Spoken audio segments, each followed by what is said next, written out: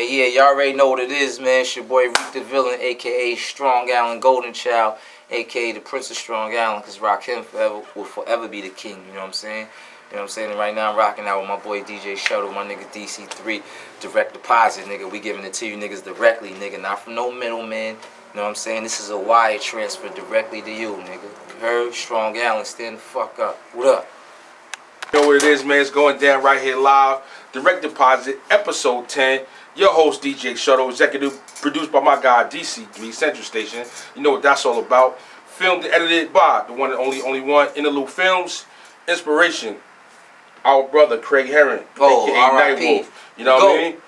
GOAT. One of the GOATs. You know what I mean? And we got a special guest. Strong Island Hip Hop Magazine, salute. Exit 21 Zone, Reek the Villain. Hey, what's up, baby? Salute. You know what it is, Strong Island Zone, baby. I want to real Strong Island nigga. I heard you. I want to keep it right there, the inspiration for the show, Craig Heron. Yes, sir. Like my big brother. Just like real quick, man. Tell the people about like Craig Heron, like what he meant to you and what he meant to Strong Island. I'll tell you one thing, right? Like Craig was the type of brother who, he never wanted nothing. He never wanted nothing from nobody. It was really all about giving you motherfuckers a platform. Like, for real. Craig will be like, yo, Reek, you know, if I get you on this bill, these motherfuckers is going to want to jump on it because you on the bill. You know what I'm saying? I don't want nothing. I don't want nothing. Reek, I just want to use your name so I get these other motherfuckers. I'm not charging artists to perform. I just want shit to be lit. So, Reek, I need your blessing. You know, you one of the big homies from Long Island. Let me use you to get these other motherfuckers to rock out. And I swear, Craig didn't never want anything from nobody. All he really wanted was for Strong Island to get that spotlight. That's it. Real brother, bro, for real. And real brother. So, you know, with Craig passing, you know, DC and I, we was talking and said, you know, we had to have a media outlet because he did so much for so many artists, from the radio show to interviews, and that it was like a gap that was open. And you know, while we've had artists from other places, and you know, we've had people that are not even artists, you know, on the show, we wanted to make sure that we had this platform, though, that we can develop it and grow for artists that are, you know, upcoming from Long Island. You know what I mean? And Craig Heron, like you said, he put it great. That's he what gave it's all about. He gave the people more than he received, like, you know, by far. Yo, listen, Craig used to do so much that sometimes I used to be like for real. One time I asked Craig, I remember asking him, I'm like, yo, because I seen like how much he was like just doing, and I would be like, yo, like what you getting out of this? You know what I'm saying? Right. Because it's just like I seen like I forgot what I was doing one time, and it was just the most. It was a bunch of niggas, and it just was like nobody was organized. It was just a bunch of like chaos, whatever. And I'm just seeing him trying to be like, yo, he trying to organize everything, and it just was a headache for him. Right. So I'm just like, yo, like, you know, Craig, why you even bothering? Like, you know what I'm saying? He like, yo, Reek, man, I'm just trying to put on, man. Like, his whole thing was, yo, Reek, you a young. He always tell me, Reek, you a baby, man. Like, I know what this Long Island shit is about. Right. I lived it when it was booming. Right. And that was his vision. I swear to God, his vision wasn't even to get rich. When I talk to Craig, I really see his vision was to have that EPMD, De La Soul, Biz Markie, Rakim, LL Cool J, Keith Murray. His vision was to bring them golden years of Long Island back. I could tell. I looked in his face. That's why whenever Craig used to hit me, I'd be like, yo, big bro, I'm there. You know me, I don't be trying to do nothing if it ain't about no money. Right. Like, Craig, one person who could call me, I don't ask for a dime. Never. Like, I'm just honored. Like, whatever, bro. I see your vision. I'm with you. Trust me. And I feel the same way. And that's why, you know, I was, you know, when we connected, I was like, all right, I'm going to work with this guy because it's like we had like a pure space where he was working from 100%. to represent Long Island. His spirit is pure. And, you know, definitely, you know, glad to hear you share those words, you know, because, you know, dude meant a lot. Yeah, you know? And I feel like he died for Long Island. I swear to God, because he put himself. You know what I'm saying? You know, he worked like, so hard and worked so much. He was overweight, right? Cool. He's a little overweight, but at the end of the day, though, I really feel like Craig really didn't take time out for himself. He was so invested into Long Island. Yeah, all the time, bro. All the time. Everything LI. Everything Long Island. Yo, Craig, why? Like, Strong Island Hip Hop let's Radio. do some shit. Strong Island Hip Hop Magazine. Let's do some shit. Like, let's do some shit, bro. Like, let's do some shit in the boroughs, whatever. Right. His whole shit was like, yo. Repping the island. Repping the island, everything. Strong Island Hip Hop Magazine. Strong Island Hip Hop Radio. Everything Strong Island Hip Hop. Period. Word. That's it. So, you know, that's why we happy to have you on the show, because, you know, we know how much, you know, Long Island means to you. 100%. You know what I mean? And, 100%. you know, I'm we've proud chopped. from. Oh, shit I'm like proud, that. Nigga. We've chopped up in the past, you know, when, you know, you were going through things with the chains with Buster and shit like that. But today I want to do something like, I feel like it's a little bit different to kind of go a little bit back into your story, let people be able to, you know, really know and feel who Reek the Villian really is, you know, before Buster and before the music business, and then we can work our way out to, you know, kind of what you got going, you know, in 2019. Bro, Cool? listen. Let's do it. Listen. So for the people that don't know, we talking Long Island. Where you from in Long Island? I'm from Roosevelt. All right. I'm from Roosevelt, the home of Public Enemy, Howard Stern, Dr. J, Eddie Murphy, Charlie Murphy. They grew up. My mother went to high school with Eddie Murphy. Literally, same grade. So they might know some of these people. Yeah, my mother went to, her yearbook, Eddie Murphy and hers in the same yearbook. You understand what I'm saying? Heard you. Yeah, Elmwood Avenue, right where Harry Daniels is at. If Eddie Murphy see this interview, he gonna be like, that motherfucker ain't lying at all. Word, super fast. Eddie Murphy, you know, hey, Eddie Murphy, nigga, you know where Elmwood Avenue is at, because that's where your mother lived, that's where your whole family lived. You lived 2, 3, 4 houses before Harry Daniels. That's a fact. Now, Eddie's somebody that repped the island. I seen him. I seen him. That's why I'm telling him. Eddie Murphy know I'm not lying. It's the truth. He know. Like, I seen him. He repped it, forgot what he was on, and he was like, yo, because I seen him. He was talking about how he went to hang out at Roosevelt Park, which was the good park. Right. And he said how Charlie Murphy hung out to go hang out Centennial with the gangsters. That was I forgot the name of the show. The old white dude with the glasses. Yeah, exactly. The studio, Actors Studio, or something like that. Yeah, and you know me, I'm from Centennial Park, where Eddie was talking about. Centennial Park. That's where I hung out. So tell me what's going on, you know, with Reek the Villian as a young kid growing up in Roosevelt, Long Island. You know what? Like it's just like any hood, any urban place. Like, you know, you're young, you grow up, you want to have fun, and then as you keep growing, sometimes you get into, you know, you get influence. Every kid is influenced. It's no child in the world that's just like, oh, nobody's gonna have an influence on me. You know what I'm saying? Right. So when you come up from Roosevelt, I'm just being real. Like, the influence is fighting, right? For one, when you grow up in Roosevelt, Long Island, fighting. That's the first thing. Whoever could fight is gonna get the love. You know what I'm saying? Like. Right. That's the guy that the girls is gonna like, whatever elementary. That's the girls is gonna like the guy who could fight. It's crazy, it's sad to say, but this is really what it is. Like, any hood. Yeah, like, you know what I'm saying. And I was always intelligent, but like, I'm not gonna lie, like all my friends was fucking out of control. You know what I'm saying? A little bit misbehaved growing up, and I mean, I had something different in me to make me wanted to be smart, intelligent, knowledgeable. But that shit was all natural to me. But like my older brother Jack, he was out of control. I'm gonna be honest with you. My older brother was fucking one of those cutting school since elementary, fighting, stealing bikes or robbing shit. Like, that's what he was. That's a new one. I never heard cutting in elementary. Yeah, elementary, no. Middle school, high school, but elementary, I never heard that one. That's a new one. All my life, bro. I only got suspended from school one time in my life, and I graduated from high school, and I have a college degree. You know what I'm saying? I got suspended one time, and that's the one time my fucking brother influenced me to cut school. So and we cut Centennial. We was in like 5th grade. We cut school, play hooky.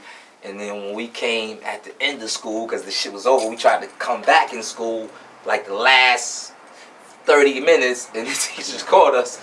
And I got in trouble with my mother. I got in trouble, but, you know, I didn't even get my ass whooped. My brother got his ass whooped because my mother knew. He's the big bro.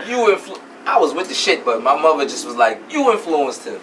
You made him do this, so he got his ass whooped. I didn't get touched. So talk about some of the like the at home influences.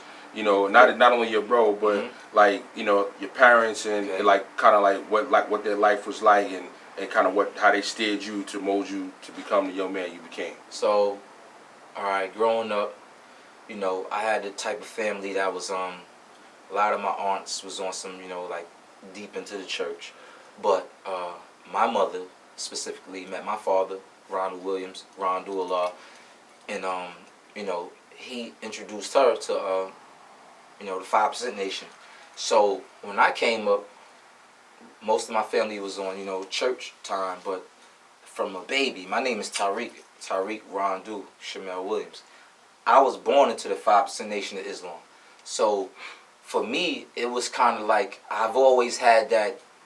I always just my family for my immediate family. We always just was like cool, down to earth people, like with the time. So my mother, you know, she might have been on drugs, but she was selling drugs too. My mother used to sell drugs out my house, and my aunt used to come through. She sold drugs out my house. Like I come from a family where I was raised by women for the most part, but hustlers, like lady hustlers.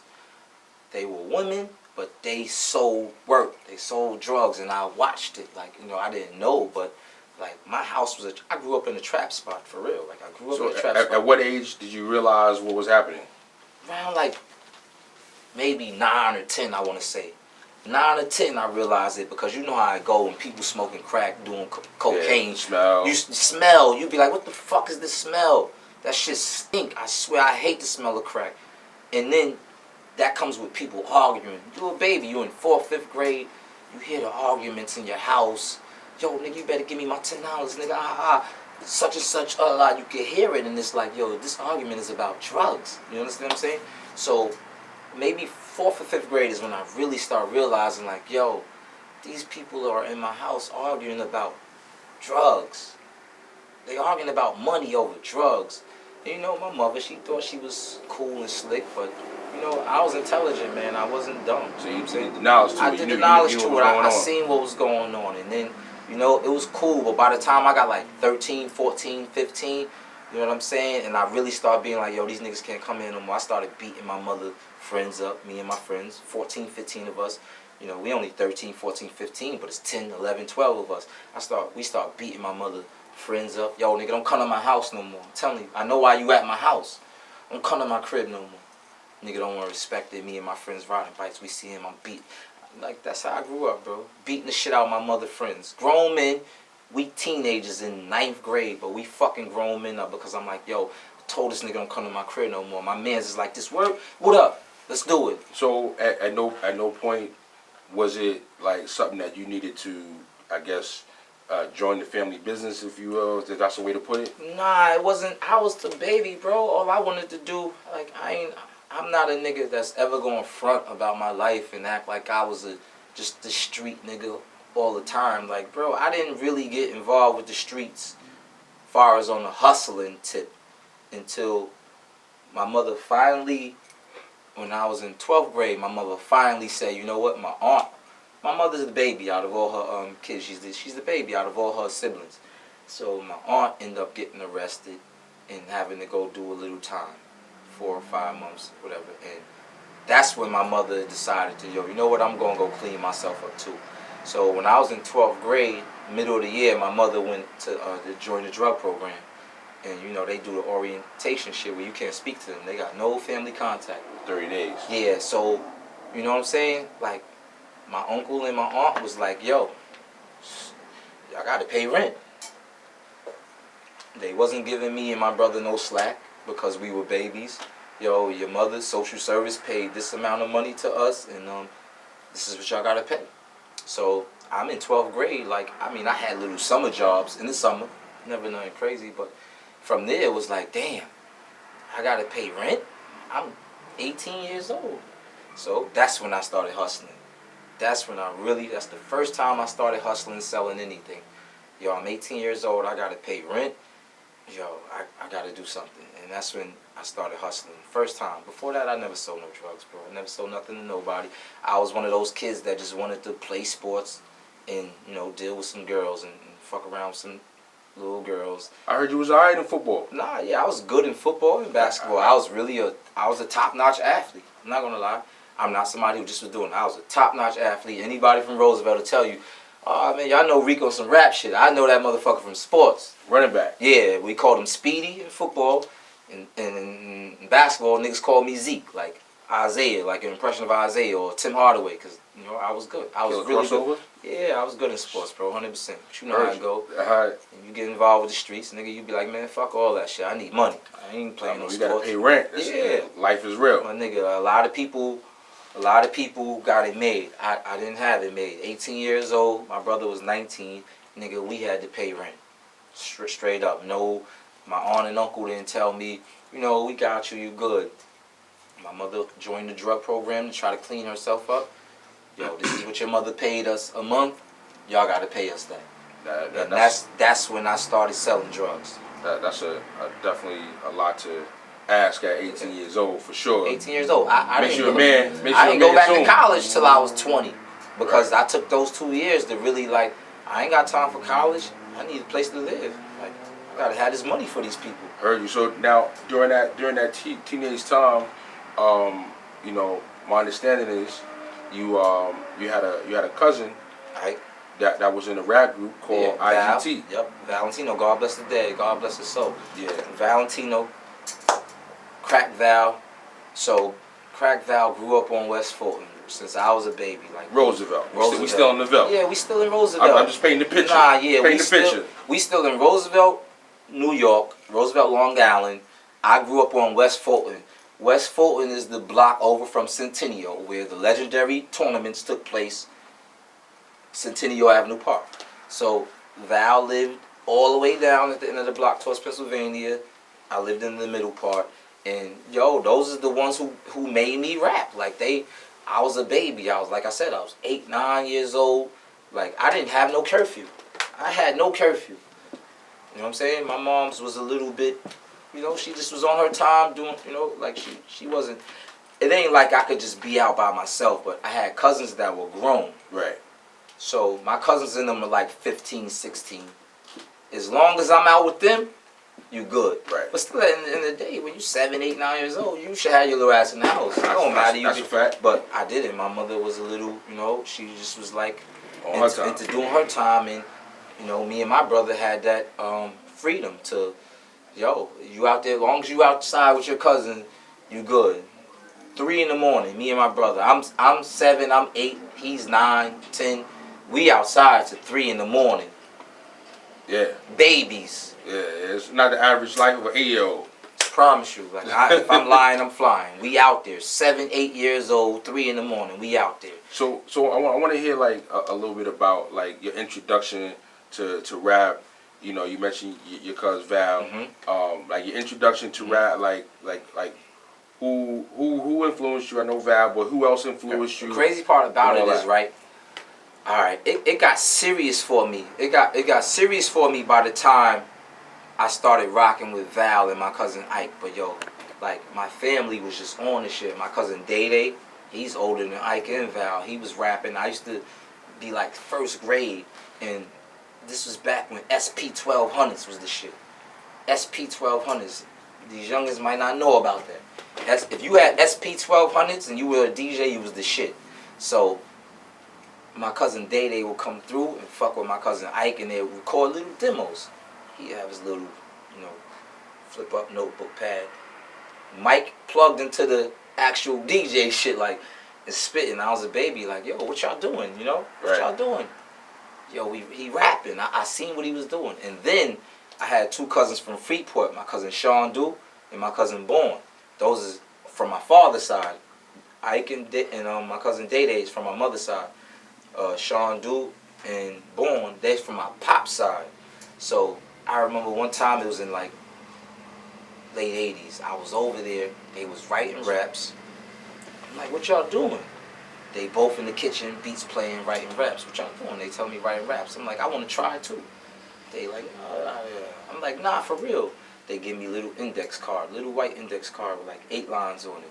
And I wrote a rap. And when I spit it to them, after I really wrote when I spit to them what I wrote down, they went from like looking at me as a joke and it was funny to like I seen it. And when I seen their reaction, I loved that shit, and I was like that. I fell in love with rap instantly because you know how it is when you're a baby. You want your cousins. You try to be cool. You try to be down. I want my big cousins to give me the look at me as cool. Absolutely. And when I spit what I wrote down to them and seen their faces, I was like, yo, oh, this rap shit is cool. Like, period. Like, I was instantly in love with it because, you know, first it was dancing.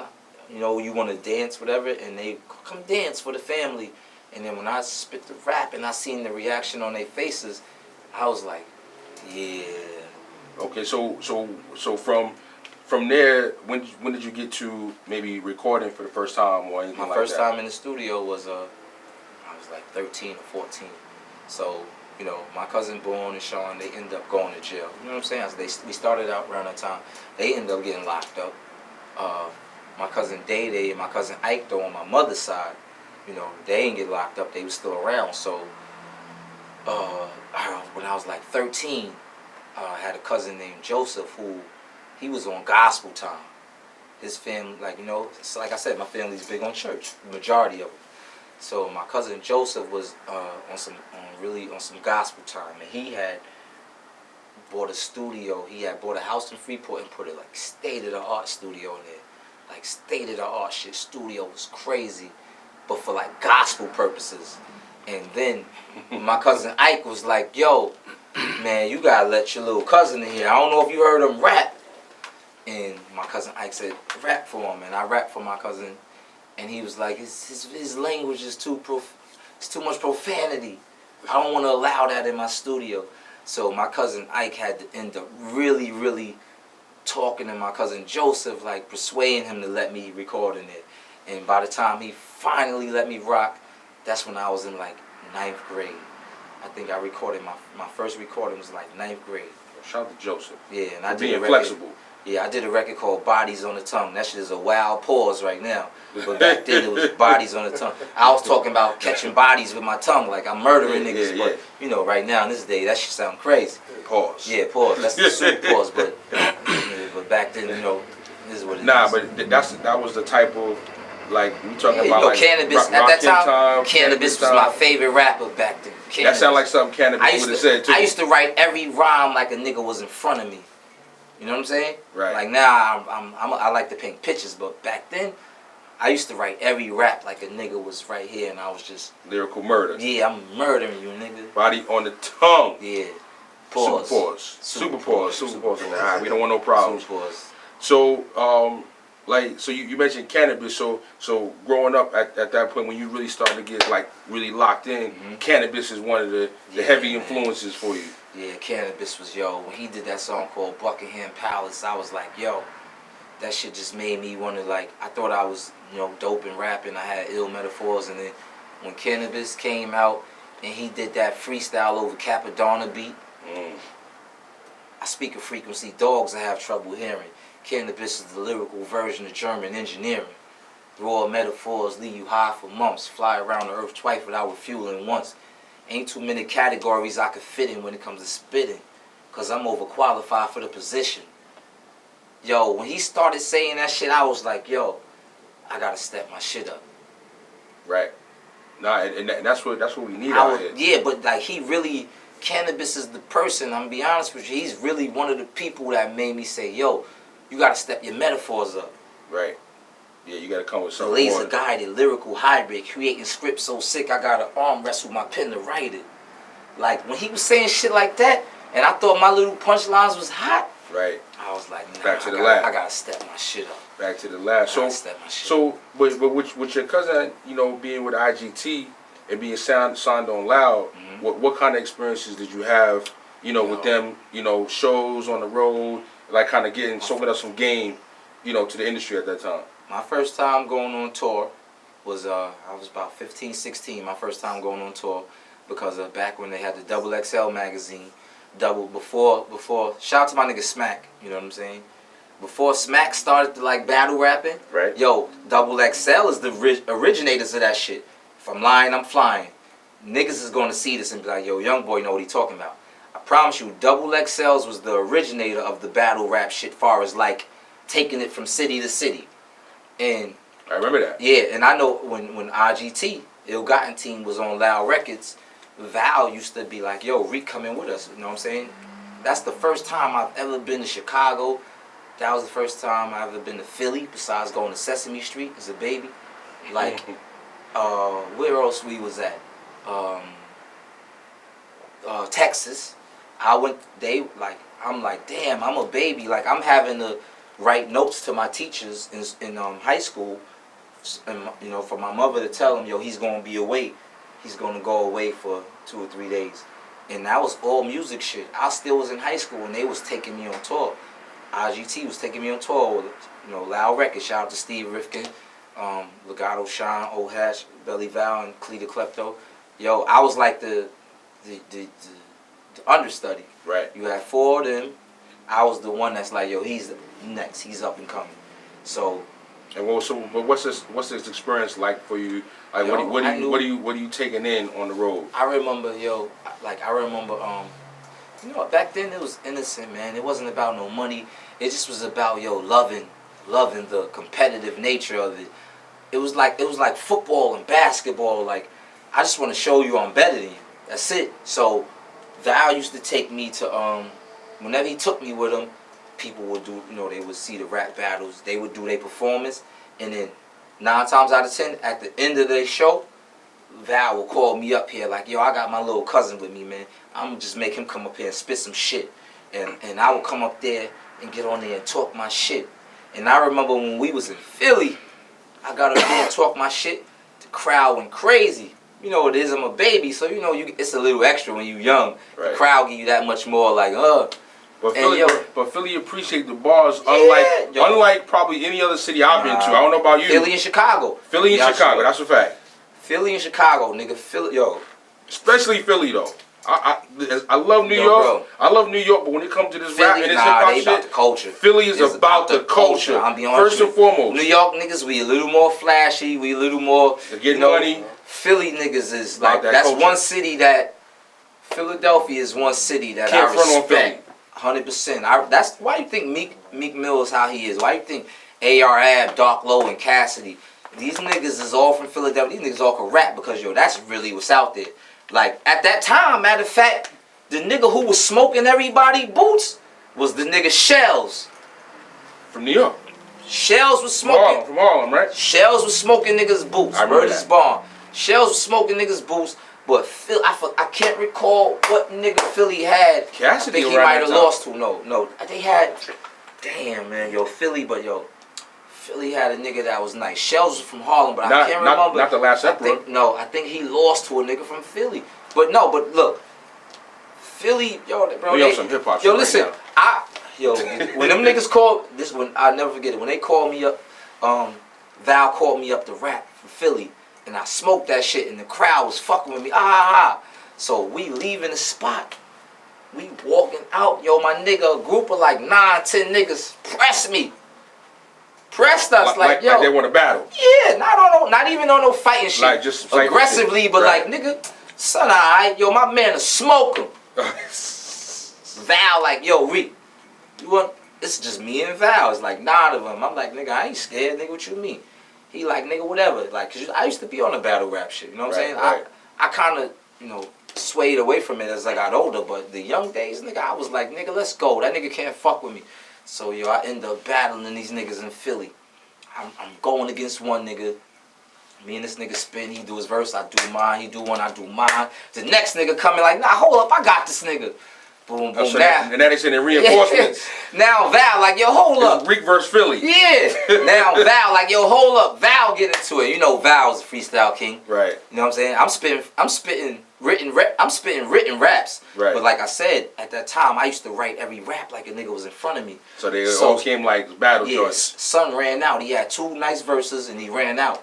By the time I got to my 3rd verse, he had nothing else to say after that. Finish him. Nothing else to say after that. So his man jumped in, and then Val jumped in. Nigga, Next thing you know, yo, we surrounded by like 15, 20 Philly niggas, like, and then, you know, lie, yo, what the fuck going on? Niggas like, yo, it was heated, but You know what I'm saying? It was hip hop. It was hip hop. They wasn't trying to front on us on no yo, we fuck you up. It really just was about like it was heated. You need to hip hop hear us too. Yeah, it was heated hip hop shit, nigga. You in my territory. Yo, like, that shit is missing right now. It's missing right now. I swear to God, yo, them niggas wouldn't let us leave.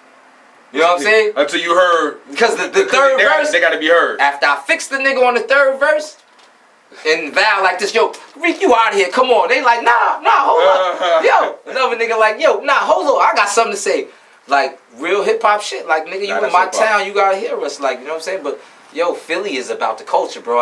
Yo, Philadelphia is one city that I love, man. They about the culture, for real. Niggas out there, they ain't on no funny shit. Like, them niggas is really, really about the culture. Them niggas like rapping, like, fuck what you got. And DJing. Yeah, fuck what you got. Nigga, who cares? It's nigga, we gonna talk some real gangster shit. You was talking about Reed Dollars? That's what you was talking about? Nah, he before was. Reed. I can't. This is before that, bro. I'm talking about 1999, 2000. So, I'm talking 19 years ago. I was a baby, bro. Like for real, I was a baby. I wanna focus on this. I don't wanna leave this spot about doing it for the culture and like that kind of connectivity with people live. Like it's a blessing and a curse we got with this internet where you can move and shake without having to leave. Absolutely. You can be in your car and be all over the world, you know, and then some of the competitiveness too, you know, being gone. Like everybody gets a participation trophy and you know everybody's lit and you clap up everybody even when they're not really that great. Yeah. Like what's your thoughts on where we at with that right now? The world has become soft. They baby these children, and that's why they so soft, because they baby them. Like nowadays, you play PAL football, PAL basketball. Yo, we not giving no MVP trophy out. Everybody just get the one participation trophy. It's all the same size. So everybody, all the same size. So all it feels good. Nah, fuck that. Yeah. I grew up in the era where, nigga, if you was better than people or you excelled in a certain area, you got recognition for it. And children had to just understand that, and that's teaching them real life. Because at the end of the day, ain't nobody babying you like this is how this world do it now. No, they babying all these kids, teaching them that everything is going to be easy or everything is going to be fair, and that's bullshit. Because you know how I go in life, man. Shit ain't fair. Nah, only the strong survive. Yeah, only the strong survive. Like as you get older, you learn that more and more. Like fuck out of here. So moving forward, you know, you're on the road with IGT. And you know they expose you to the game. You're getting these great experiences. When did you really move from that to really like locking in and like pursuing and moving forward with your own career, your own music? All right. Well, IGT had they shit from like 98 to 2000. 2001 they was popping. 98 to 2000, and the whole Loud Records had kind of like folded. Yeah. Yep. I started recording my own shit. My cousin Ike, like, we lived together. I lived in the basement with my family, my mother, my siblings. He lived upstairs with his mother and siblings, which is my uncle. His father and my mother's sisters. So even when the IGT shit folded, like, me and Ike lived in the same house. So he was my customado. He always was the person that'll be like, you know, he'll make his beats. And he'll give me his ASR and just be like, yo, go through any of these beats. Tell me what you like. ASR 10, that's that keyboard when you cooked up back in the day. Back in the days. Look that up. Yeah, look that up. ASR, nigga. I'm giving you niggas hip-hop. ASR Jules, 10. history. ASR 10. Believe so it. He'd be like, yo, go through this. You had the floppy disk. Absolutely. Put the floppy disk in. He'd be like, yo, you find something you like, let me know. I'll give you my idea of what I think. So if I found a beat in his ASR 10, he'd be like, yo, I think you should do this. I think you should do that. Or sometimes the ideas that I had was already lit where he'd be like, yo, that's fire. But he was my customado. If I was Mike Tyson, he was really my customado. So me and him never stopped working. So did you ever get to a point of like doing a demo and shopping the demo? Yeah, how did that work? Yeah, because when IGT was on Loud Records, IGT got discovered by Scotty Free and Matty C. From the source. Yeah, so from me coming around all of that shit, I end up getting cool with Scotty Free, Matty C, and Sean C. You know what I'm saying? So I remember my first time we in Chung King's studio. Chung King, remember that? Absolutely, that's where Leaders recorded that. Yeah, Chung King. I was around for that. This was like IGT. They got the deal, they signed. Their first session was in Chung King, and they brought me there. And like my cousin was just telling them about me, whatever. And Sean C, Scott Free, and Matty C, they took me in the room, and they were like, they had, it might have been Alchemist, I can't remember. They had a producer there, and they was just making them play beats like, yo, freestyle. And yo, I was just going in for hours. Them niggas was like, to the point where Sean C was like, yo Val, I want to talk to you, like.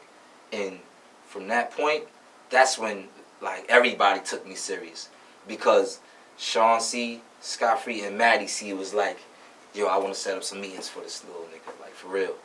And that's when it went from like just being the little nigga around to Val really like, alright, every studio session they had, he's bringing me, like taking me to have meetings with this. So I was having meetings with plenty of labels, and it was, you know, it was offers from everybody, but we just really was like trying to keep it amongst, you know, the loud situation. You know, Val, like, yo, I'm only taking you to these meetings, Reek, because I want these people to offer you more. Right. I want somebody else to say, yo, yeah, we want them, so I'll get you more from these people. Because he really just wanted to bring me under the loud umbrella with Scott Free, Sean C, and Matty C. Yeah, keep you know what I'm saying? In the family. Absolutely. Like, I met Steve Rifkin, like, it was a beautiful time, man. Like, you know what I'm saying? But then that whole situation folded. And then it was just like, they were kind of stuck. Right. So, but me and my cousin, Ike, we kept working. And then I started having meetings or whatever. I had to go to jail for a year. I got caught on some dumb shit. You know what I mean? I got to do a year in jail. And when I came home from jail, I got right back to it. I went back to college. But, you know, it was college and recording. And 2006 is when I was graduating. I was due to graduate in May. Because I went to college in 2002 to 3, and 3 to 4. And then I had to do the year. And then I came back from 4 to 5, then 5 to 6. I was graduating, and then that April, my birthday, is when I met Buster at a DC store. And somebody called me, my homegirl Latrace called me like, Tariq, Buster Rhymes is up here. Yo, you should come up here and rhyme for him. And I'm not even gonna lie. Shout to her. Yeah, shout to her, I swear to God. She was dating my boy Ice on some real shit. She's dating one of my best friends. But I'm not even gonna lie to you, just being real, like not no funny shit, no nothing.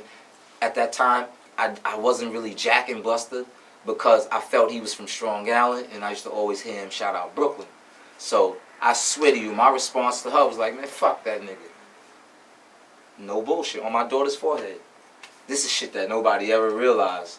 I'm like, man, fuck that nigga. That nigga always front like he from Brooklyn. That nigga from Long Island. This is how I really felt. Right. So, long story short, I finished shopping. I was turning like 23 or 24 at that time. I finished shopping on Jamaica Avenue, whatever. I come back to Long Island. I get off the exit. I still see mad people at Central Station. Nasty Road. Yeah, Nasty Road. I still see mad people at Central Station. So I really was like, you know what? Let me go up here and get some teas, because I was having my birthday party. I go up there to get the t-shirts, and Buster was still in there. This is 2-3 hours later. When she hit me, I ain't run. I was like, fuck that nigga. I'm gonna be honest with you. This is how I felt. I didn't even know him. You know what I'm saying? It was solely off of me being, I take this Long Island shit personally. Proud to be from Long Island. Yeah, and that fact of the matter that I know leaders of the new schools from Uniondale. So when I used to hear him on shit talking about Brooklyn, I always took it as he was trying to play us. You know what I'm saying? And I didn't even know Buster at this time. I'm just a young kid, you know what I'm saying? I'm in my feelings, whatever. But that's how I felt. So I was like, man, fuck that nigga. That nigga front like he from Brooklyn. So when I finally come up there, he still was there. Buster will tell you, I'm not lying. Yo, I give everybody in the store a pound. I get to him, walk right by him. I went around the store, gave everybody daps, get to him, skipped him. So boom, I'm in there, everybody, yo, Reek, what up? I paid DC for my mixtape, my t-shirts, and I'm like, yo, I'm out. And right before I got out the store, him and Val was talking. And Val like, yo, Reek, come here. And Val knew how I felt. Val whispered in my ear, nigga, fuck your feelings, nigga. I swear, Val like, yo, fuck your feelings, nigga, you gonna spit for this nigga, like, you know what I'm saying? Fuck all that, nigga. Even if not for nothing, nigga, burn this nigga ears off. That's what Val told me. Right. Burn this nigga ears off. So, I'm telling you, on my daughter's life, when I rapped for the nigga Buster, it wasn't to get no deal with him. It was more so like, nigga, I'm gonna show you Strong Island niggas got something to say. I was rapping to that nigga for Strong Island, like. Right. I wasn't rapping to the nigga for to get a deal, because I really was like, man, this nigga ain't gonna call me. But I said, you know what? I'm gonna get this nigga I'm gonna get this nigga my blood, sweat, and tears right now. And I went in for like 10 minutes straight. But that's probably what that nigga had to stop me from rapping. But that's probably what made that energy and that attitude and that heart that you was carrying at that minute. It's probably what made him so impressed by it. Yeah, I was like, this nigga ain't gonna call me. I know this nigga ain't gonna call me. But you know what? I'm gonna burn this nigga ears off, and that's what that was my intentions. I'm gonna burn this nigga ears off. That's hip hop. That's it. That's hip hop right there. This nigga ain't gonna call me, but I'm gonna let him. But he did call. 100%. So I mean, considering how you were feeling before you went into the store, before you even got the call, to getting the call, to burning his ears off, to now getting that call, like. You know, considering all those things, like how you feeling when that phone rings at that moment? When he hit me, nigga called me. I was in the studio. Nigga called me and I'm like, yo, who the fuck? Who this? Yo, nigga like, yo, it's Bus. I'm like, yo, who? I'm thinking niggas playing on my phone. It's Bus. I'm like, I hung up. Ding, get the fuck off my line. Who the fuck is playing on my line? And he called back. He's like, yo, niggas Bus Rhymes. I was like, oh shit. I'm in the studio with niggas. I'm like, yo, this nigga really called. I ain't gonna hold you. I'm in the studio telling niggas like, yo, this nigga Bust on the phone for real. Like, this nigga really called. Yo, what up? You know what I'm saying? Right. And the nigga was like, yo, nigga, told you I was fucking with you. Like, nigga, I. And I'm like, wow, this nigga really did reach out. Like, right. So he like, yo, nigga, if anybody asks you from now on, nigga, you part of the team.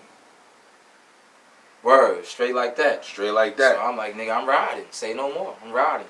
You know? So my feelings for him in this Long Island shit, I ain't gonna say they went away, but it went away with time. It went away with time. But that opened the door. Yeah, it went away with time because I seen how, like, you know, when we be in Brooklyn, you know, Bus be on this Brooklyn shit. But when we in Strong Island, he be on the Strong Island shit. So I start understanding, like, you know what? Sometimes people get love from two different hoods because they spent that amount of time in both places. And you know, and it's capable. And I got. And that's when I started saying, like, you know, I was just a young nigga, right? Judging this nigga, and not knowing the whole story. Yeah, not knowing the whole story. Exactly. I gotta say this, right? Like, for the record, because I went to school with Bus. Okay. I know Bus when he came to Long Island. All right. And I know Bus when he left Long Island and went back to Brooklyn. That's you understand what I'm saying? And from my perspective, he was in Long Island for this amount of time. He was in Brooklyn for that amount of time. Went back and was more time in Brooklyn. And it's just that his group came out and his group was associated with Long Island. Yeah. So you know, even if you don't know the whole story, you see Busta Rhymes leaves the school from Long Island. So you don't even know the whole Brooklyn story and this, that, and the third. That's what I'm saying. So, I found out later, right? Like, yo, this nigga really, like, he's one of them niggas that's half and half. Like, it's really the facts. Like the nigga did grow up in Brooklyn. You know what I'm saying? Went back out to Brooklyn, spent just as much time in Long Island. So he could say less time in Long Island. Yeah. So he could say So he could say he's from Brooklyn, you know what I'm saying? I'm being honest with you, like, but at the time as a kid, all I know is leaders of the new school. And I don't know the nigga's story. And at this point in time, when we talking about when you meeting him, is Long Island's now had a significant gap where there hasn't been an artist that's been big from Long Island. Yeah, exactly. You know, so I could understand, even knowing Bus, you know, myself, it was always a tough thing, as we don't have any artists that's really like super popping from Long Island for this time period. So, but I, like you said, as being younger and not really knowing the whole story, I can see feeling the way. I can see that. I can see that. So, period. Like, for instance, right? Yo, when I was my favorite rapper used to be Snoop Dogg, right? For real. Like, when I first got into the shit, I was a baby.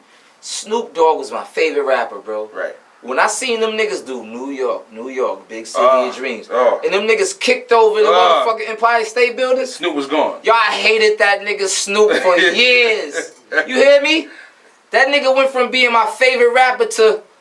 Don't play that shit. What New York doing? Ain't nobody gonna diss him back. Like, as a baby, that's what I'm thinking. Yo, they kicked over the Empire State Building. Fuck him. Fuck Corrupt. Fuck Dash. Fuck the whole dog pound. And I'm a baby feeling this way. but that nigga was my favorite rapper before that. Right. You understand what I'm saying? So as a child, you don't know. You just know what's in front of you. I just knew leaders of the new school. Right. That's it. So when I used to hear Busta saying that Brooklyn shit, I didn't really understand it. I'm like, man, nigga from Long Island, fuck that nigga. Right. And then after being around him and really learning his story, I'm like, you know what? Okay, this nigga, he is a Brooklyn nigga. He's a Long Island nigga too, in my eyes, but he's a Brooklyn nigga too. You know what I'm saying? So I get it. And truth be told, I mean, we can wrap up, this part, but truth be told, Leaders of the New School broke up before they actually signed their deal. Yeah. And he was back in Brooklyn and recording solo records. Yeah. And he was doing his own thing. Yeah. So, I mean, but being around at that time, I knew all See, that shit. you will know that. I think I'm a kid. I'm elementary school, like baby, like. All I know is, you know how it is when you're from this area. I'm from Roosevelt. Uniondale's the neighboring town. Right. So when, you're from down the block. Yeah, when you drive by this nigga house and nigga be like, yo, that's where Charlie Brown live. That's where Dinko D live. Like, you know what I'm saying? You just thinking like, yo, these niggas is a baby. Yo, these niggas is from Long Island. Oh, this is where Busta live. Like, so in your mind, you're like, that nigga from Long Island. But, I found out later. The nigga. So you ended up being down with Flip Mode and working with Bus. I mean, obviously we can't go over the whole entire story, but what I want to ask is two questions, and I'm asking both, and I'll let you answer in the order that you choose. One, what do you feel, if anything, you could have done to have made your situation more successful? Yeah. And the other question is, having had that experience, I know we always see hindsight is 20/20. Yeah. If you going back on it again, when you got that phone call, would you have made the same decision, or would you have not went down that road? Right. Cool. Well, this is what I say. Right. Anybody who know me and know that I'm a true Taurus. You know what I'm saying? Like, I don't really know how to express myself good verbally. You understand what I'm saying? Like, if somebody do something wrong to me, like, 9 times out of 10, I'll just be quiet, or I'll distance myself from them. I've never been good at, and this is one of my weaknesses, because as human beings, we all have weaknesses. Everybody has weaknesses. True. I got a lot of great characteristics, but one of my weaknesses, and I notice about myself, is that if somebody do something wrong to me, I don't really know how to be like, yo, bro, you did me wrong. You know what I'm saying? Right. How I've been and how I've always been is just who I am. I'm the type to just get quiet or be like, and then I hold these shits in my mind, and I just process it all in my own mind and start thinking whatever. So, a lot of things that I felt like he did wrong may not have been intentional or whatever, but I never really would be like, yo, you did me wrong, bro. That wasn't right. You understand what I'm saying? Or why did you do this instead of doing something else? Yeah, I would just kind of internalize it. Yeah, I would kind of keep that shit in my mind, and this is who I am. You know what I'm saying? This is one of my faults. I'm being honest with you. It's one of my faults. We all have good qualities. One of my faults is that people do something wrong to me, I'll just hold it inside and be like, all right. And then it comes to the point where you get to the point where you think somebody did something wrong to you multiple times, and this shit is all in your mind, just simmering. And before you know it, I will have blow-ups. Yo, nigga, fuck that nigga. Could you let it build up? Yeah, I let it build up. As it occurs. I let it build up, then, me and this nigga get in arguments, whatever. I'm exploding, nigga, whatever. It's where maybe I could have been like, yo, spoke to the nigga as a man. I ain't respect that, bro. I don't like that. I didn't like this. I didn't like that. But it got to the point where after a while, and I thank Busta for everything he did for me. You know what I'm saying? Because at the end of the day, like the notoriety that I got, the spotlight that I got, he put that on me. You know what I'm saying? True that. And I'm never ever going to act like he ain't the nigga who really put me in that spotlight. You know what I'm saying? True that. But and this is just real shit. Everybody who really know Busta, whether they are close friends with him or his brothers, at some point in time, those niggas had differences with him. Every nigga. I watched it. Swiss Beats, DC, whoever. I watched it. I was around this nigga for years. You know what I'm saying? And one thing about me is that I got a little stubbornness in me. I'm not gonna lie. Like I said, we all got bad faults. I'm stubborn. I'm a Taurus. I'm a true Taurus. I'm stubborn as shit. So some shit I could be like, yo, whatever. But certain things happen to me, and it ain't no coming back from it. And that's just how I am. You understand what I'm saying? If I'm not mistaken, he a Taurus too. Yes, he is. So we was like this, bumping heads all the time, bro. Pause. Me and this nigga was all the time, like, because he wants shit done his way, I want shit done my way, and you know, I would be like, I would go his way a lot of times, but certain shit, when I really feel like, nah, I ain't doing that, I really feel that way, and you're not changing my mind. So, you know, we start having differences on that end, and you know, before you know it, it just was like bumping heads too much. You know what I'm saying? Right. And then the bump head get serious. It gets more serious and more serious and more serious, to the point where, you know, at the end of the day, you be like, yo, man, the best thing to do is just step away. Right. It's just the best thing to do is just step away, man. You gotta have your peace. Yeah, but the best thing to do is just step away, and that's what I did, because I just was like, yo, man, this shit is getting to the point where it ain't healthy. So I just gotta step away, my nigga. But before I did, it more so was me about freedom. I was like, yo, Bus, man, I really just want to attack my career how I want to attack it. You know what I'm saying? Like, let me attack this shit how I want to attack it, because, yo, real talk, I know you mean well by me. Right. You know what I'm saying? I know you mean well, but you just want it to happen your way. Right. You just want it to happen your way. And your way ain't been working. That's all I'm saying. So what's We've been doing this for 6, 7, 8 years your way, and it ain't working, and you a little confused behind what's going on, because you would say, I don't want this to happen this way. I don't want this to happen this way. And then before you know it, this nigga do shit that way and it's working, and then you be like, yo, you know what, Reek, we all gonna do it this way. And in my mind, I'm just like, yo, you know what I'm saying? Like, you a little confusing me right now, man. Like, you a little confusing me. I see that you do. I tell, nigga, you ain't gonna be running around with me for no reason, nigga. Right, you want the best for me, but you're not sure how to make it happen. And you want it your way. You want to control it. And for years, I have no choice but to respect it, because, nigga, you got flags. You got the plaques. Records. I gotta listen. But after a while, you know what I'm saying? It's like, yo, man, I rather fail on my own iniquity. I don't want to fail off of another nigga plan. If I'm a fail, nigga, fuck it. Let me get this shit my all. Right. Let me get this shit my shot. I don't want to fail off another nigga plan. Right. Who ain't even really sure. You know what I'm saying? Because at the end of the day, this is how it is. When you're an artist, you got your own shit going on, bro. You can't babysit what I'm doing. Right. You got your own shit going on. You got to make sure you still it. So, like, nigga, you can't babysit me. I ain't doing that no more. I'm going through this shit my way. And if, you know what I'm saying, you can't rock with it that way, cool. He told me, yo, you know, Reek, but it still got to be some type of protocol, whatever. And real talk, I was like, yo, cool then. That's why I gave him pound. Nah, I'm not doing no more protocol. I'm going to do this shit my way. I'm a grown man. I know what I want to do at this point, and I'm not doing no more protocols off of another man. And I swear, that's what it was. So you decided to go independent? I decided to, yo, I'm going to do this shit myself, bro. I know all the benefits that come from being with Buster, you know what I'm saying, and all the calls he could put in. But yo, man, that shit to me, yo, man, I just want to rap. I want to be able to be freely. I don't want to have to answer nobody.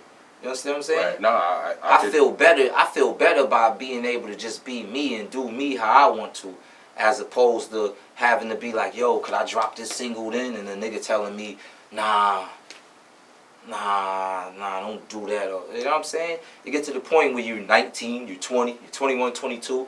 As you grow older, you become a man. Like, I'm not listening to no other man. Now, and then the game becomes a lot more independent, you know, as opposed to where it was maybe when we first got introduced to the game. Exactly. You know, I grew. You know, and by the time I got on my wave where I was like, yo, I'm going to do this shit on my own. I was rocking with him already for like 8 years, 6 to 8 years. Right. You know what I'm saying? 6 to 8 years before I was like, you know what? I'm going to do this shit on my own because, and it really was confusion. It was like, yo, like Bus used to be like, yo, Reek, I don't want you to be no mixtape nigga, man. So it was a time from like 2008 to like 10, nigga, I put out like 12 or 13 mixtapes in 2 years. And then, I forgot what it was, something, he like, man, we gonna work on albums. I don't want you to be no mixtape nigga. That's what he said to me. And then we went to album mode, recording records, nobody's hearing nothing. And then I swear to you, my nigga, back in like 2010, the hottest niggas from New York was me, Fred the Godson, and Vado. Us three. Promise you, nigga, go back, Google 2010, 2011, nigga, from New York, you gonna see me, Fred the Godson, and Vado. Word. Sean Prez had Fred the Godson, Cameron had Vado, Bus had me. We were the 3 hottest niggas. So, I don't want you to be no mixtape nigga, but here you go. Them niggas all working. And then let me tell you who was really working. God bless his soul, Chinks Drugs. Chinks was working. Chinks was dropping the mixtapes. And before you know it, the nigga Chinks heated up. Chinks came from like, yeah, nigga. And then he started being like, yo, you know, fuck it, I want to put this mixtape out. And I was just like, yo, you withheld me for 2 years from putting out a mixtape. And you just, now you want to do it? This man been working and look, nigga, that's my lane. Like, that's all our lane, the mixtape shit, nigga. And you can't go wrong with that. And that was one thing that made me be like, you know what? Damn, Reek, for 2 years, you ain't put out a mixtape for 2 years because you listening to somebody else. Right. And Chinks is a nigga who I grew up with, like, literally. Like, I'm just looking like, damn, I watched this nigga catch fire because his consistency. With the work. His consistency with the work. I'm putting it out, nigga. I'm giving you more work. I'm giving you more work. And I watched how that consistency just... And I'm just sitting here like, yo, I chilled for two years not putting nothing out. And look, this nigga on fire, like... Now, and around this time is when Mechanics drops, though. No, this was Mechanics. I dropped Mechanics in 2010. Like I said, from like 2008 to like 10 is when I was dropping them. Right. The last mixtape I had put out, mainly at around that time, was The Pharmacy. The Gift. The Gift, right. I put out The Gift. Christmas Day, yeah, right? that was like 2010 Christmas Day, and in 2011 I put out How to Be a Player, and then after that, bro, I went like 2-3 years without dropping nothing.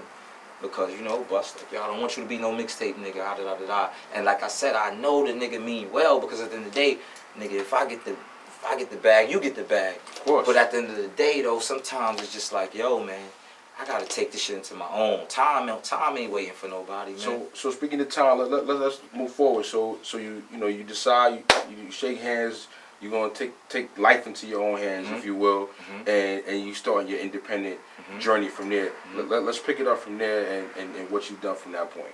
So after that, I got on my own shit. I started dropping my own records, pushing my own shit. I end up scoring an independent deal. Some independent dudes who did real estate. They ain't really know the music business. You know what I'm saying? They just more so knew me. You know what I'm saying? And I ain't gonna say like that my history wasn't part of the reason I got that, because at the end of the day, they Jewish, Israeli cats. You know, they could Google my name and see all the Buster attachments or whatever. Anything, BT Cyphers. They see all those attachments. I ain't gonna say like that shit ain't make it look sexy for them to be like, yo, we wanna fuck with you. But when I start rocking with them, their main thing was about trying to big their own self up. Right. The whole thing was big their own self up. And that's where I fell out with them, because it was like, yo, at the end of the day, I had got the situation with Rich Gang, Birdman, and I'm gonna be 100 with you. There's a lot of people who have negative shit to say about Birdman, but I'm gonna be honest with you, Birdman was one person who was like, yo, because of CeeLo, Birdman was like, yo, nigga, you good, family. I never actually signed on the dotted line with Rich Gang with Cash Money. Right. Birdman just told me like, yo, you good, because of CeeLo. Rep that, nigga. You down, nigga. He said, you good. Because I'm like, yo, I don't want to be screaming out, you good, nephew. You good.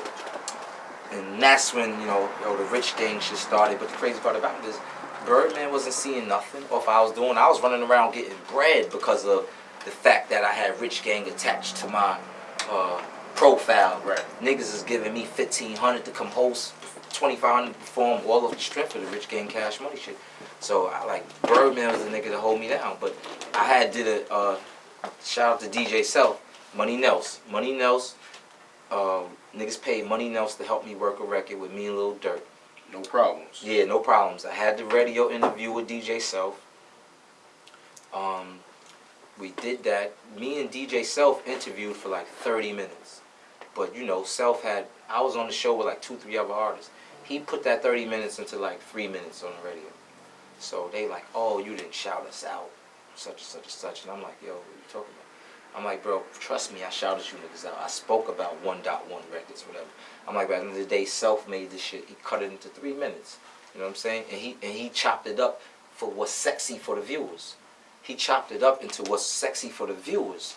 They ain't understand it, so, you know, they felt the way when it was time to give Money Nels the rest of his bread. They didn't want to do it. I had it. I'm like, nigga, I'm going to give him this bread. I got it, but y'all niggas got to let me out this contract. They wouldn't let me out the contract. I ended up, me being stubborn, like I said, one of my bad faults, being stubborn. I ain't give Money Nels the next couple of thousand, whatever I owed him. I ain't going to put no number, but I was supposed to give him a certain amount of money. They was rather, but I should have done it just because the record was getting so much momentum. Nah, the record was getting so much momentum. The video was crazy. That's the most I ever heard myself on the radio. Like every day I'll come outside, jump in the car, 105, 107, record is on. But I was being stubborn, like, yo, I ain't about to pay these niggas this $6,000-$8,000 and for them to get a percentage of the sales. I was being stubborn. And I should have did it because at the end of the day I would have been able to be in a better position. Yeah, and I would have been like, take them niggas, let them niggas take their money and just whatever, you know what I'm saying? But that's how the independent wave happened. And then I owed them niggas one more single, and I couldn't do nothing for a minute because they would have been able to sue me. And that's when I kind of got a little quiet because I was like, you know, I can't. I remember that. Yeah, I can't put nothing out because these niggas going to try to sue me. So I just, you know, kind of got quiet. Let the rest of the time of the contract. I let the rest of the contract die out. I did a few records with some of my niggas and was like, yo, you can't make money off of it. I'll do a record with a nigga like, yo, just use it for promotional. Don't try to make money off it because these niggas going to try to sue me. And that's when I kind of got a little quiet. I had to let like a year run out because of the contract we had. I had to chill out. So, you know, that's kind of how that happened. Nah, I got you. So, I mean, I got to ask you, man, like, you know, like now, I mean, we in 2019, you had a couple of experiences, like you said, like, you know, it's a thing you got to work on. Yeah. Like, I always think, like, we always got to look in the mirror first. 100%. And I'm glad that, you know, here at least you had the maturity to be able to acknowledge it.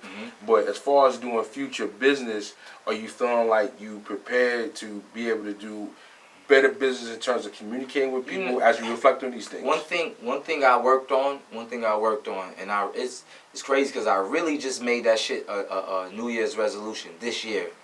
One of my New Year's resolutions is to, yo, really tell people how I feel. Like, you know what I'm saying? Right. Like, stop holding shit to myself. Like, nigga, somebody do something to you wrong right here. Somebody say something to you don't like right here. Nigga, tell them about it. Because me, in my past, I'm the type of nigga to hold it, then go home and be like, yo, that nigga said some slick shit to me. I think that nigga said some slick shit to me. But this is what I'm saying in my head. The next thing you know, I'm on the edge. Because I'm like, yo. And then when you see him. Next time he do some shit like that, it's on. Yeah, right. Next thing you know, a nigga say some slick shit to me. I snuff him. And now it's like, yo, Reek had a fight with this nigga, When maybe if I would have just told the nigga off gate, like, yo, let me holler at you over here, bro. Like, I don't respect what you did or how you said this, whatever. It wouldn't have went too far as me having to snuff a nigga or whatever. But that's how I've been, bro. I'm beyond 100 with you. Like, everybody has faults, like I said. And me, I don't really know how to express myself in disputes verbally. Right. You know what I'm saying? I'm always just good with these. Ready. Whether people don't really know that about me or not, but everybody who really know me, they know this. All my family members know, yo, if Reek get quiet, you know what that means. If this nigga stop talking, if he just get quiet and shut down, that's how my family know. Give it up. This nigga, he in his own mind. So, you know, family members will come up to me, like, if I had that problem with my big cousins or something, they the type to come to me and be like, yo, let me holler at you, little nigga. Come here. Yo, nigga, I ain't mean it that way, like, da-da-da-da-da. because they know me. Right. But a nigga who don't know you ain't gonna do that. A nigga who don't know you just gonna go about his business. And then me personally, I'm taking that shit with me like, yo, this nigga try to play me. It's my word. Alright, bet. This nigga do that shit again. I'm punching him right in his fucking mouth next time. You know what I'm saying? And then that's how problems happen, or that's one of my faults. But now I learned to be like, you know what, yo, Reek, if somebody say something you don't like, somebody say some slick shit, or they handle a certain situation where you don't like, yo, communicate with them. That's important, and I hope everybody that's listening can pick up on that, Drew, because I think that there's a lot of people who are like that. This is true. This is the type of thing that like you could keep small things from becoming big, and that was my problem, bro. That's my problem. It's a lot of shit that I should have talked to Bus about, like, yo, I ain't with that. Like, you know what I'm saying? I don't like that. Anything because one thing I can say in particular that you can share that was an example of something that happened and you feel like, yo, if you could have said it. So listen, I've never discussed this on the camera. I've always sugarcoated our story. I'm gonna be 100 with you. I've always sugarcoated our story because it's just that's just what it is. I try to clean it up and make shit look smooth. Yeah, cause you don't want to be a hater, disgruntled, exactly, unappreciative, and so forth and so on. So the last situation that me and Buster really had was this, right? We were in Miami, right? I had paid a nigga from Miami a certain amount of bread for some shit, right? The nigga, my homegirl was supposed to go pick it up for me, whatever. He's supposed to give her something. Now, he didn't do it. So she like, yo, Tariq, this nigga ain't picking up his phone. But the nigga will always answer my calls. He would answer, yo, son, what you doing, nigga? Like, nigga, I gave you 2 bands, nigga. Like, what you doing with that, nigga? I need that. He would answer my calls, but he wouldn't answer her calls because she was supposed to go get it for me. So, we in Miami, you know, 9 times out of 10 it would be like, not no set day. Yo, we gonna leave to go to Cali this day, or New York, whatever we leaving. So Buster called me like, yo, bro, we going to Cali. I was like, yo, I never ever said no to him anywhere we traveling this particular day. I was like, yo, I ain't gonna lie, yo, but I can't leave. I can't leave. He just like, yo, nah, we out to Cali, I'm telling you now. I'm like, yo, listen, Five, could you fly me out the next day? Cause, yo, I got some personal shit to handle out here. I can't really leave. And he just more so was like, yo, you with the team or not, you gonna fly out with the team. I ain't making no special exceptions. And I'm like, yo, listen though, I'm telling you, I got some personal shit to handle. And he told me, yo, your personal life ain't more important than my business. And when he told me that right there, that shit stabbed me in the heart, because I've never ever said no to this nigga. So for a nigga to tell me, yo, your personal life ain't more important than my business, when I thought we were brothers and friends, and you telling me my personal life ain't more important than your business, that shit was really like, that shit hurt me, bro. Like, more than, not no gangster shit, whatever. He hurt me when he said that shit to me, because I really thought me and this nigga was like brothers. Like, I'm your little brother, man. I'm your little brother. We deeper than rap. Right. You know what I'm saying? I can be with you forever, nigga. It ain't about music, nigga. We do things that got nothing to do with music, nigga. I'll go out the way for you for. So when he said that to me, I kind of was like, damn. And I was like, my exact reaction to him, I said, damn, bro, so what, I'm your secretary now? I ain't your artist no more, I'm your secretary? Nah, I ain't saying that. But I'm saying, yo, you know, my license fucked up, I need you to drive me around. Because that's, like, we had that type of connection, like, yo, nigga, you know, I know you got security, but, nigga, you ain't got to spend $300 a day on the driver. You know what I'm saying, boss? My license good, nigga. Right. So if we go out of state here, nigga, I'll drive you, nigga, save money, because that's just the type of nigga I am. Right. I'm a drive, whatever. But I'm just telling you, one time, bro, like, I got some personal shit to handle. I can't afford to take this $2,000 loss. I need to go see this nigga. And he just was like, yo, you know, I need you to drive me around. And I was just like, yo, I understand you, Slime, but yo, I can't do it. I got some personal shit to handle. So that's your final answer? I'm like, what you mean? I'm telling you, I got some personal. That's your final answer? Yo, bro, I got some personal shit to handle. I ain't say no more. Hung up the phone. You know what I'm saying? So I just was like, damn. whatever. Special, me and Special in the same hotel room, we chilling. Special like, yo, what's up? I'm like, yo, this nigga, you know, said niggas is going to Cali and, you know, he need me to drive him around. He ain't respecting it. You know, and Special like, damn, Special just, he trying to stay out of it. Right. So Special like, yo, man, you know, yo, Reek, go get your fucking money from that nigga. Like, you know what I'm saying? Handle your Bro, business. you know, bro be on it. Yo, Special understand him, because he been with that nigga he been his friend for years. Right. Like, since babies.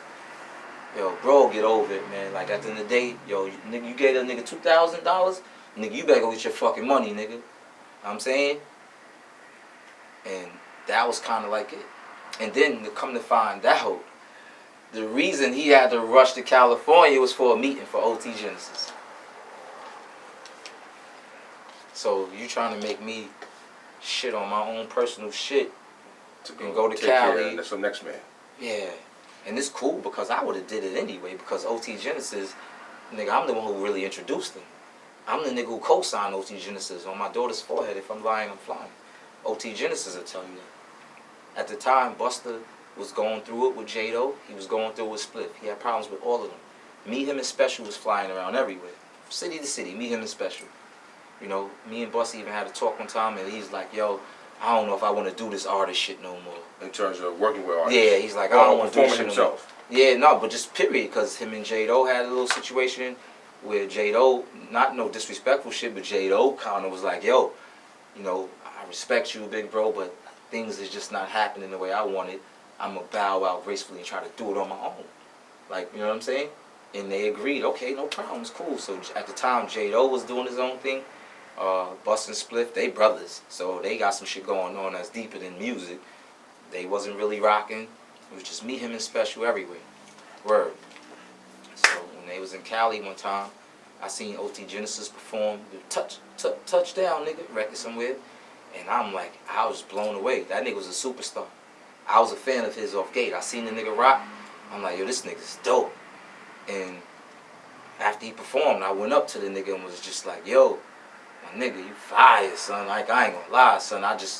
Yo, you fire, my nigga. Yo, I'm Reek the Villian. He introduced himself. Yo, OT Genesis. He telling me, yo, I used to be signed with G-Unit. I had the Jackie Chan record. I never heard of none of that shit. He never heard of me. I never heard of him. But I just was like, yo, nigga, you got it, nigga, for real. Like, I've been around the world. I've seen niggas perform. Like, nigga, you got it. And me and him cool. And who you here with? I'm like, yo, I'm with Buster. I'm Buster's artist. He like, oh, word, yo, introduce me to him. And I went and introduced him to Buster. And just like that? Yeah, and they start talking, and then Buster came to me and was like, yo, you know, little nigga, he wanna set a meeting up, you know, come to the studio, come play some music. I was like, yo, I fucks with that nigga, like, for real. Buster like, yo, I know Reek, but like, man, I don't wanna do the artist shit no more. It's just about you, nigga. Like, after this, nigga, it's just you, nigga. Like this, I ain't trying to do the artist shit no more. Like, and I was like, yeah, but I was playing chess too. I was like, yo, nigga, everybody know who I am in the tri-state, but this nigga, I seen how he had the streets of California on the side. So that mean a lot. Yeah, so I was like, swear to God, I ain't just saying I was motherfucking, the saint. I was playing chess. I seen the love he had in California on the street tip. So I was like, I'm like, yo, bust this nigga. I'm like, yo, the streets fuck with this nigga. I'm like, yo, he can help me get my buzz up over here. I can help him get his buzz up in New York. That benefit all of us. And Bust like, yo, you right. So OT Genesis come to the studio to play records. We all in there listening. He had some fire. He had like 3 records that stood out to me, to the point where I knew that this nigga had a formula. I'm like, yo, this nigga ain't that touchdown record ain't luck. Right. This nigga really has a formula. He know what he doing. And I told Bus, yo, what you think? I'm like, nigga, we rocking with this nigga. Straight jacket. That's the last thing I ever did. Before me and him fell out, the last thing I did was really push for OT Genesis and for him to fuck with the nigga. Yeah, we see how that worked out pretty well. The truth, that worked out pretty well for OT Genesis. That nigga's the truth. I knew he's the truth from the jump. I want to get back to Reek the Villain and where we're at with your career right now. Mm-hmm. You dropped some fire records the past couple of years. Mm-hmm. Duck was a great record, great video for that recently. And where we at in 2019, like what should we expect for the end of this year and going into 2020? Well, right now, man, I'm just I'm about to put a project called Transition, and the reason why it's called Transition is because, you know, it's a hip hop album with some hard shit on it. You know what I mean? But it also transitions into by the time you get to the end of it, it's me singing with auto-tune shit on it, whatever. Like Wave, you know what I'm saying? Right. But I just know a lot of people always associate with me with just rapping, like a lot of people just associate me with like The underground mixtape hip hop. beat. Yeah, and they really don't know. Like if you really know me, niggas will tell you I'm the type of nigga that like to go out to the club and party. Like this is my life. I seen it. Like I might grew up in the streets, but nigga, I love to have a good time. I love to go out and fuck with pretty women. You know what I'm saying? I like to go out and style and fly cars and, you know what I'm saying? I like to go spend money. So I'm just really trying to transition into letting people experience that side of me, like for real, because too long people just know me as, oh, Reek the Villian, rapping nigga, lyrical nigga, that nigga's lyrical shit, but they never really got to experience the fun, the side of me that's like the free side. So I just want to transition into people really being like, oh, this nigga, you know what I'm saying? This nigga could do more than just rap. This nigga could actually make records. Like, And where we at in terms of the release of the project, release of a single for it, and all that? I wanna release it next month. Okay. No later than November. Definitely, if it don't drop in October, November. You know what I'm saying? Before the December come and the music industry shut down, I want to get it out this year in 2019. You know what I'm saying? Project's complete? Yeah. No. I got like it's complete, but you know me, I'm a perfectionist. Yo, keep working. I want to record another 4 to 5 records before I say, yo, all right, cool, it's complete. Who do you got so far? This is all me. On the project. This is all production me. wise. I mean, damn, who's some of the artists? I got a Classic Beats is a guy I found on the internet named Classic Beats. I always got my guy BMC. The Superiors as usual. Damn, what other producers I got on it? What's the guys I seen you do a lot of heat with? That's the Superiors. New York Bangers, I think it is. Nah. Zay. Oh, the Giants. The Giants, right. 100%. Okay. Giants is always on all my projects. The Giants. Them niggas are fire. Nah, them niggas are true. Fire. Them my brothers. Zay, Luke, Zay, Vega. that's what, Zay and Vega. They just opened up a fly studio in Glen Cove, too. That's where I've been recording lately, too. I heard about that. Yeah, so you know they always going to be in my projects. And also my man Shooter 93 been going there a lot. Shooter, salute boy, pulled up. So, you know what I'm saying? so listen, Reek's got 4 or 5 more records he wants to do before the project is complete, transition. If there's a producer out there that wants to get some heat to you, what's the best way they can do that? Yo, DM me on Instagram. I answer, you know what I'm saying? I respond to. And what's the IG so they know? Reek Forever, REEK, the number 4 EVA. I respond to all my DMs. You know what I'm saying? All right, so we got the new project coming out before the end of this, before the end of 2019. Yeah. Transition. We looking forward to that. We about 4 or 5 more records we gonna do before we lock it all in. Anything else popping for you outside of music? You know, like any other investments, interests, things you're doing to get money in the meantime that we can talk about? Yeah, I tell you this. One accomplishment that I just had that I am proud of, nigga. Like, a nigga can say what they want. They might not heard music from me in a while, but nigga, I just bought a house. I'm a homeowner. You understand what I'm saying? My name is on the deed. I'm a homeowner. So you ain't paying rent. We paying mortgage now. I'm paying a mortgage now. You understand what I'm saying? So regardless what, if a nigga don't hear me or not, I'm always going to be getting money. I'm always going to be doing things to better myself. And I'm a homeowner, and I'm currently building my own studio in the basement of my house to make it some fly shit. And that's what I'm working on right now. To the point where I'll never need a studio again. I'm going to have that shit in my own basement with a movie theater that I'm putting down there. And I'm just going to work. From this point, I'm just really trying to... My whole thing now is to just be independent. Be dependent of everybody. I don't want to depend on nobody for nothing. I just want to do everything on my own. Period. I want to be independent of everything. So you making beats too? Yeah, I'm about to start making beats, all that, bro. I got a beat machine. I just bought that. I bought a beat machine. I got a keyboard. And I made beats before, right? But I've never rapped over none of them. I did it when Ike used to let me use his ASR 10. I made like 5-6 beats back in the day, but I never rapped over none of them. But I be hearing ideas now to the point where I know I can make some beats. So I'm really starting to try to be on my beat shit as well. I'm happy for the home purchase. That's super Appreciate official. you. But I know about around this time last year, you had an incident. Yeah, my whole house burnt down. Yeah, the house burnt down, right? I lost everything. When I say I lost everything, including my dog. My dog died. I lost everything, bro. I had to start over from scratch, literally. I mean, only thing I didn't lose was the clothes that I had on my back that night when I was at the bowling alley. I think that people, can't truly appreciate what it's like to have to start their life over. Yeah, they like don't. that. They don't know. That's, it's still, you had to stay in a hotel. Me and my family had to stay in a hotel for maybe about a month. You living out of a fucking hotel.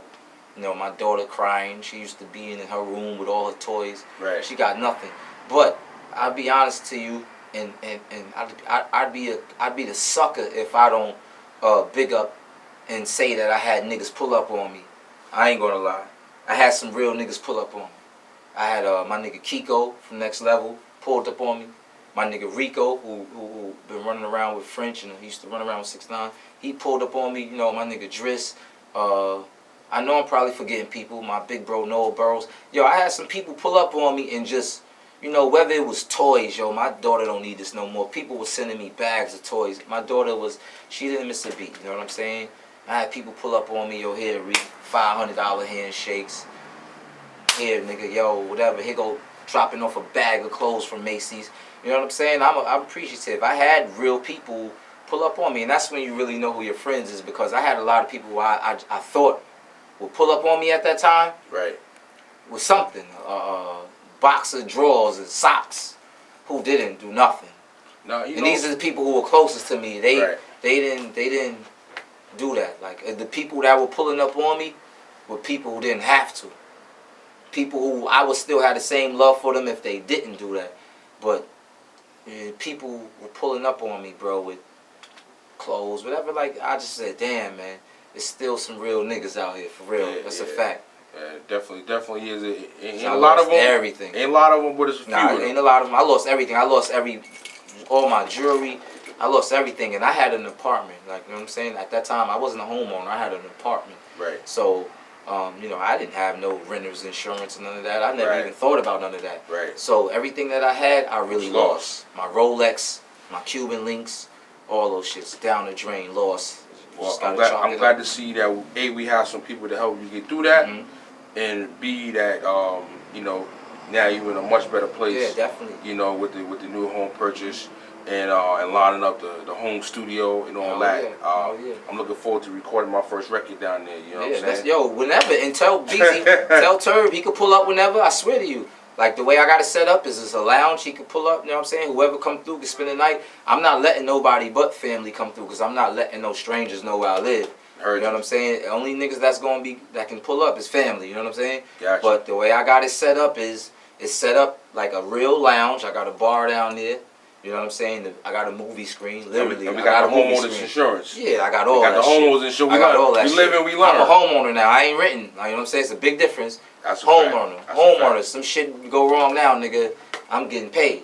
So, once again, before we wrap up, we got Transition coming out 2019. Yeah, definitely. Q4 before the industry shuts down. Transition. Anything else that we should know about? We need to let the people know about before we wrap up. You know what? I just really want to give a shout out to all the people who played a role in, Reek the Villian reaching the level he has reached. And first and foremost, I want to give a shout out to God Bless the Dead, my cousin Crack Val, because he's the one who really made me believe. You know what I mean? Him and my cousin Long Island. I could see that it's a lot of people that are proud of me in that way. They look at me like a platinum artist because they know. And you looking at one of them because I had not met you, I had not known you, but when Mechanics dropped, and I was like, oh, they was like, oh yeah, you from the Velt. And then DC, was putting me on. I was like, yo, and when I met you, I was like, yo, fam, I'm happy that you out here repping, putting on the town. I'm not fronting like I'm from here. I'm not fronting like I'm from the boroughs. Nigga, I'm a Strong Island nigga, and I'm proud of it. And at this 21, you heard it? This shit is what made me. I'm proud. I don't never. And it's crazy because when I be in the music, like when I'm just floating in the industry, everybody for some reason swear I'm from Brooklyn, bro. All the time I get that shit. Reek, you from Brooklyn? I be quick, fast. I be like, nah, nigga, what you mean? I'm from Roosevelt, Long Island, nigga. Public Enemy. And I start, yo, nigga, you know, you familiar with Public Enemy? Hell yeah, nigga, Chuck D, nigga, I'm from the same town as him. You know Dr. J? Yeah, I'm from the same town as him, like, nigga. I wanted to be clear where I'm from. You understand what I'm saying? No question. I don't want it to no be dispute. confused, nigga. I'm from Roosevelt, Long Island, nigga. Proud of it. That shit made me the gangsta I am, nigga. You heard it here live. Reek the Villain, Strong Island, Exit 21, Direct Deposit, man. Yo, listen, super salute to you, Yes, man. sir. I'm looking forward to the inside scoop on the new project. Yeah, let's go. You know what I'm saying? Private listening session. You know what it is. I need I that. bet. You know what it is. You heard? Yo, You got Direct to throw the Deposit. bat signal in the air, nigga. Throw the All- shuttle signal in the air. That's All it. aboard. You know that. There. Yo, listen, man. Direct Deposit. Episode 11 coming soon. All right. We out of here. Straight. Lit boy moving. be the gang, and you know it. Whoa. Huh?